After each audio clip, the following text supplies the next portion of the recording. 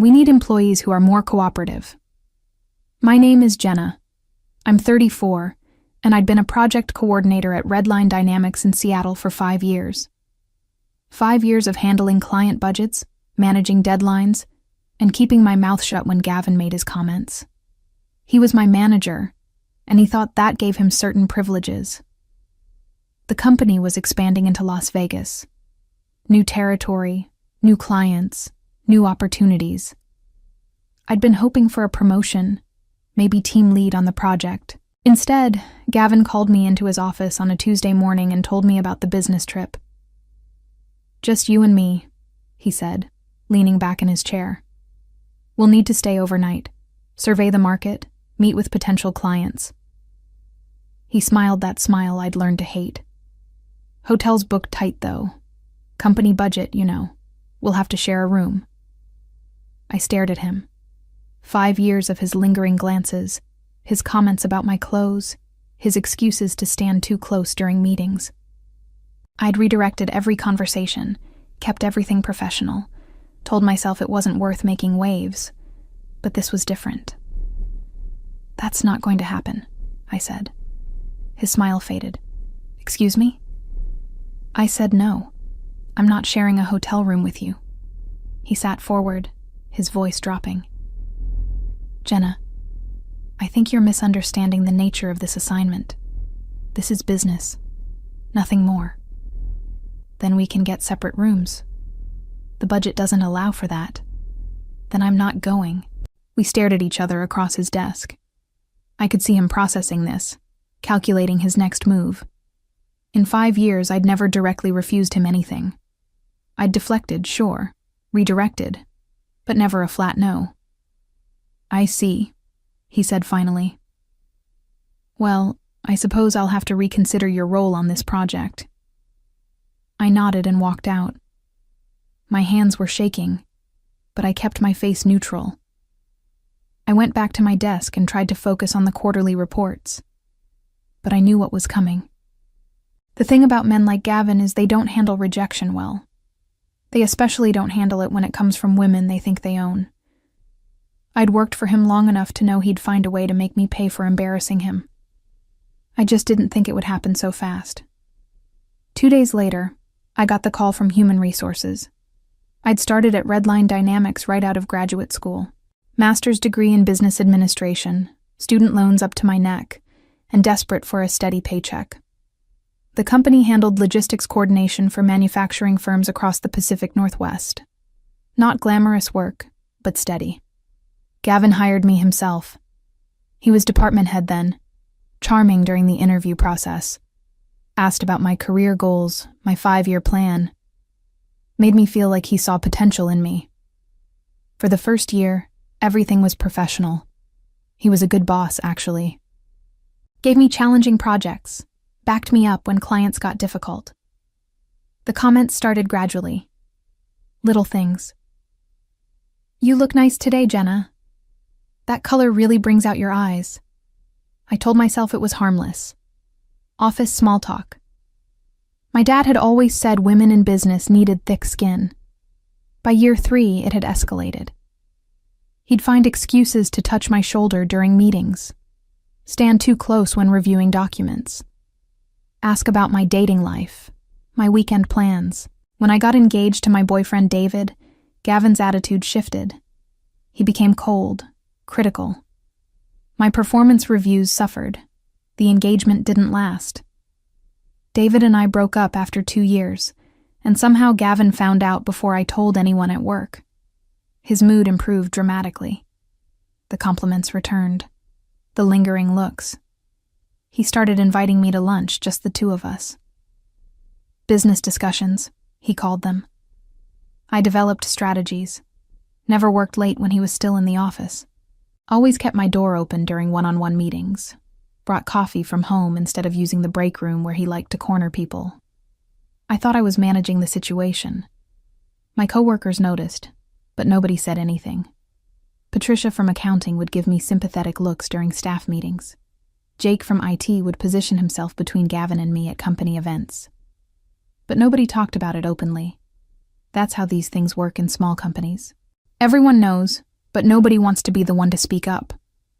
I should have reported him years ago. I knew that. But I needed the job, and Gavin was well liked by upper management. He brought in clients, hit his targets, played golf with the company president. I was replaceable. He wasn't. The Vegas assignment was his boldest move yet. No witnesses, no office colleagues, just him and me in a hotel room 300 miles from home. When I refused, I saw something change in his expression. The mask slipped for just a second, and I saw what he really thought of me. Not an employee, not a professional, just something he'd been patient about acquiring. He'd been building toward this moment for months, maybe years. I'd just forced his hand.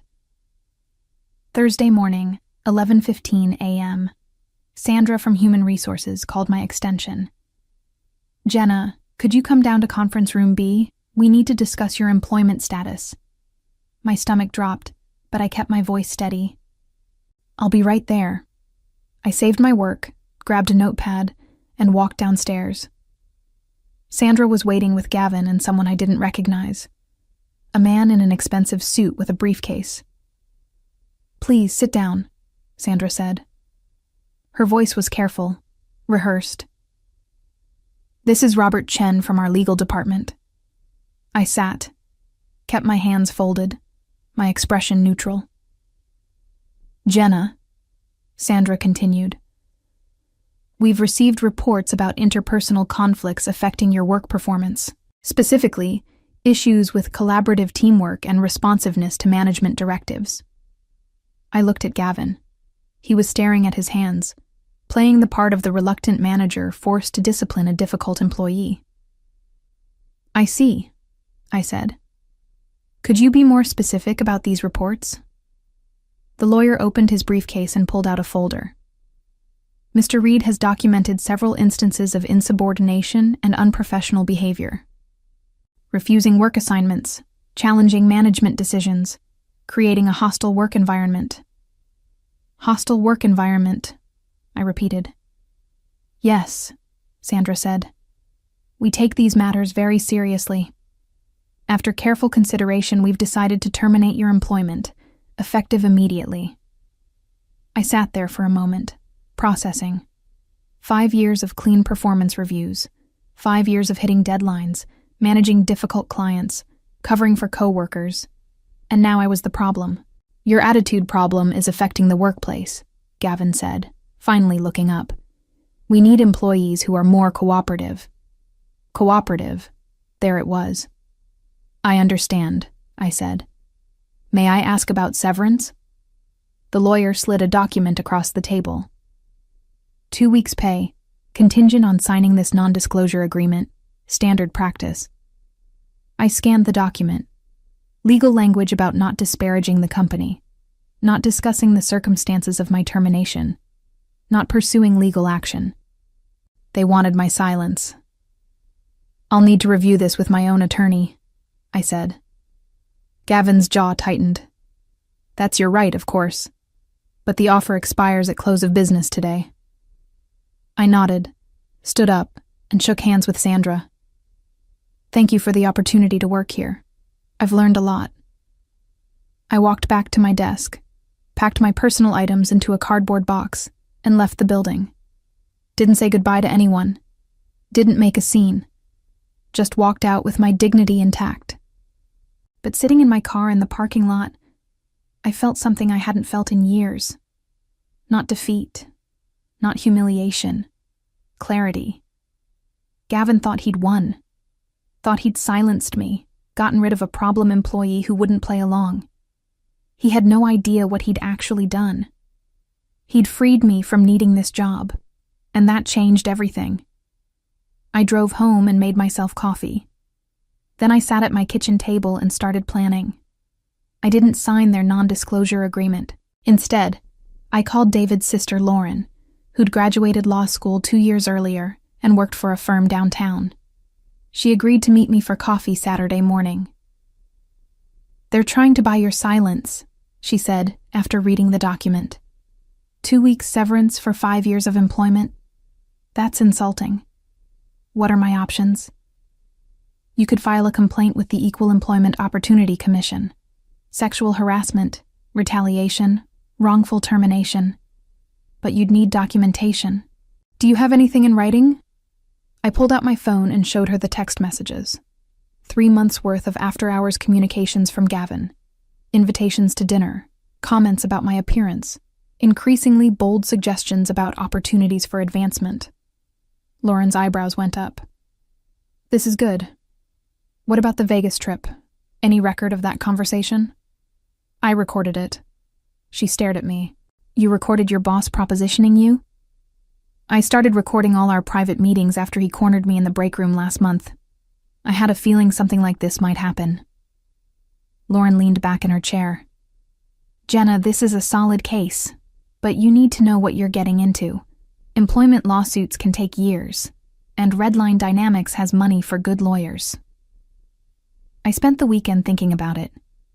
Monday morning, I called the EEOC and filed a formal complaint. They scheduled an interview for the following week. That's when Gavin made his biggest mistake. Tuesday afternoon, my phone rang. Unknown number. Jenna, this is Robert Chen from Redline Dynamics. I understand you've been in contact with outside legal counsel regarding your termination. That's correct. I want to be very clear about something. The non-disclosure agreement you refused to sign contained important protections for both parties. Without those protections, we may be forced to take a more aggressive stance regarding your employment termination. Meaning what exactly? Meaning we have documentation of performance issues dating back 2 years. Missed deadlines, client complaints, insubordination. If this matter proceeds to litigation, we'll be forced to present evidence that your termination was entirely justified and had nothing to do with any alleged harassment. I felt my stomach clench. Are you threatening me? I'm explaining the legal realities of your situation. The offer stands until end of business today. 2 weeks severance, mutual non-disclosure, clean separation. After today, any settlement discussions would necessarily be less favorable. He hung up before I could respond. I called Lauren immediately. They're threatening to fabricate performance issues if I don't drop the complaint. They can try, she said. But you have 5 years of performance reviews, right? Clean record? Up until this year. Gavin gave me 2 negative reviews after I started refusing his invitations. When exactly did those negative reviews start? I pulled up my email archives. March and June, right after I told him I wasn't interested in having dinner with him. Perfect. That's textbook retaliation. The timing alone proves your case. But when I went to my email the next morning, something was wrong. My work account had been deactivated, which was expected. But my personal emails from colleagues were gone. Messages I'd forwarded to my personal account, backup copies of documents, performance reviews I'd saved. Everything related to Redline Dynamics had vanished. I called my internet provider. There was a legal request for data removal. The technician told me. Court order. We had to comply. What court order? You'd need to contact the requesting party for details. I called Lauren in a panic. They've deleted everything. All my evidence. That's not possible. You can't just delete someone's personal emails. They did it. Somehow, they did it. Lauren was quiet for a long moment. Jenna, who exactly are we dealing with here? How big is this company? I looked up Redline Dynamics' corporate structure online. What I found made my blood run cold. Not just a logistics company. A subsidiary of a much larger defense contractor. Government connections. Military contracts. The kind of company that probably had lawyers who knew exactly how to make problems disappear. I spent 3 days in my apartment feeling defeated. Every avenue seemed blocked. My evidence was gone. My EEOC complaint looked weak without documentation, and Redline's lawyers had made it clear they'd fight dirty. But Wednesday evening, something unexpected happened. My doorbell rang. Patricia from accounting stood on my doorstep looking nervous. I hope you don't mind me coming by, she said. I got your address from the employee directory before they updated it. I invited her in, made coffee, and waited for her to speak. "I heard what happened," she said finally. "About the Vegas trip, about your termination. I wanted you to know you're not the first." My coffee cup stopped halfway to my lips. "What do you mean?" 3 years ago, there was another woman, Kelly Morrison. She worked in client relations. Same thing happened to her. Gavin made advances. She refused, and suddenly she was terminated for performance issues. What happened to her? She tried to fight it, filed complaints, hired a lawyer. The company buried her in legal motions until she ran out of money. She eventually took a settlement just to make it stop. Patricia reached into her purse and pulled out a flash drive. But she kept copies of everything. Every email, every performance review, every interaction with Gavin. When she heard through mutual friends what happened to you, she wanted you to have this. I stared at the flash drive. Why didn't she use this during her own case? She tried. But her lawyer said it wasn't enough without other witnesses. One woman's word against a department head. But 2 women? That's a pattern. Patricia leaned forward. There's something else. I've been keeping records too. Every time I've seen Gavin behave inappropriately, every conversation I've overheard, I never knew what to do with the information, but I couldn't just ignore what was happening. She handed me a manila folder. 5 years of documentation, dates, times, witnesses. I knew someone would eventually have the courage to speak up. I opened the folder and found pages of handwritten notes. Detailed accounts of Gavin's behavior toward female employees. Times he'd made inappropriate comments during meetings. Instances where he'd retaliated against women who rebuffed his advances. "Patricia, why are you doing this?" She was quiet for a moment. "Because I have a daughter. She's 22, just starting her career. I don't want her to go through what you and Kelly went through. What I went through when I was younger." "Gavin harassed you too?"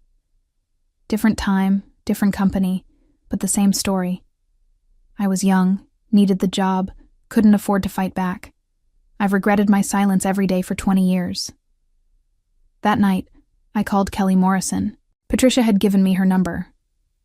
"I wondered if someone would reach out eventually," Kelly said. "When I heard Gavin was still there, still in management, I knew it was only a matter of time before he tried this again. Will you help me? I've been waiting for someone to ask. My settlement included a non-disclosure clause, but it only applies to my own case. If you file a new complaint and I'm called as a witness, I can testify about patterns of behavior." "What about retaliation?" Kelly laughed, but there was no humor in it.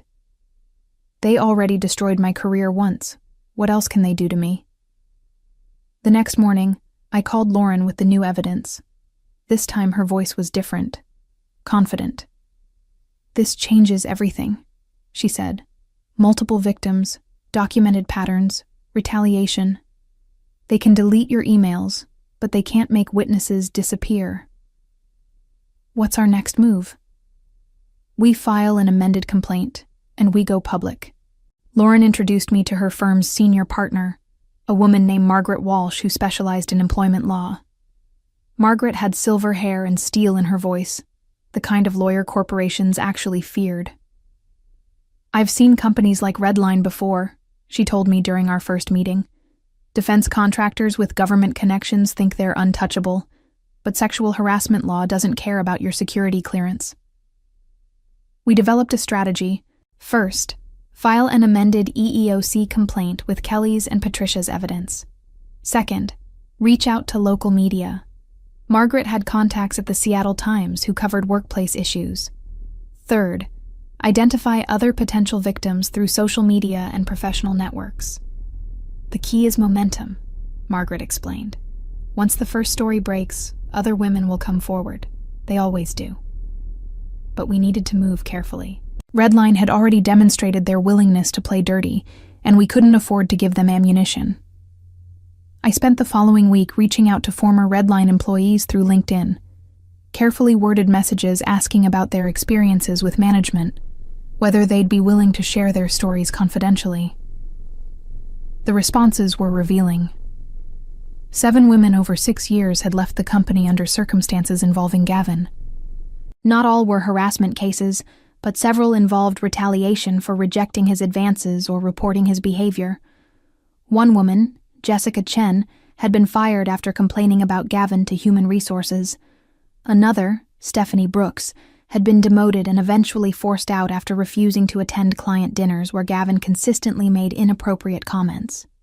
Most telling was a response from Sarah Williams, who'd worked as Gavin's assistant for 2 years. She'd never filed complaints because she needed the job to support her disabled mother, but she'd documented everything in a personal journal. "I kept detailed records because I knew someday someone would need proof," she wrote. "I just didn't have the financial stability to be that someone myself." By Friday, we had statements from 9 women spanning 6 years. Margaret filed the amended complaint Monday morning. Tuesday, the Seattle Times published their investigation. The headline read, "Defense Contractor Faces Multiple Harassment Allegations." The story laid out the pattern of behavior, the company's responses, and the broader implications for workplace culture in the defense industry. Redline's stock price dropped 12% by market close. Wednesday morning, my phone rang. Robert Chen again. "Miss Whitmore, I think we may have been hasty in our previous communications. My client is prepared to discuss a reasonable settlement that addresses your concerns." "What kind of settlement?" "Full salary compensation for 12 months, positive references, and a contribution to a women's workplace advocacy organization of your choosing, in exchange for standard non-disclosure terms." "What about the other women?" "That would need to be discussed separately." I hung up and called Margaret. "They're trying to isolate me from the group." Classic divide and conquer. They want to silence you before more women come forward. How many calls have you gotten from reporters? 15 since yesterday. Good. The pressure's working. Don't take any interviews yet, but let them know you're represented by counsel and considering all options. Thursday brought another development. The Department of Defense announced they were reviewing Redline's government contracts in light of the harassment allegations. For a company that derived 60% of its revenue from federal contracts, this was devastating. Friday afternoon, Margaret called with news. Redline's board of directors held an emergency meeting. Gavin Reed has been terminated, effective immediately. They've also agreed to establish a $10 million fund for workplace harassment prevention and victim compensation. What about the other women? They'll all be offered settlements based on their individual circumstances, and the companies agreed to independent oversight of their human resources practices for the next 5 years. I sat in my kitchen, staring out the window. 2 weeks ago, I'd been terminated for refusing to share a hotel room with my boss. Now he was the one out of a job. But there was still one more call I needed to make. Saturday evening, 7:30 p.m. I sat at my kitchen table with a glass of wine and my phone. I'd been thinking about this call for weeks, not because I wanted revenge exactly, but because there was someone who deserved to know the truth. Cynthia Reed answered on the 3rd ring. "Hello?" "Mr. Reed, this is Jenna Whitmore. I used to work for your husband at Redline Dynamics." Silence. Then, "I heard about the news stories."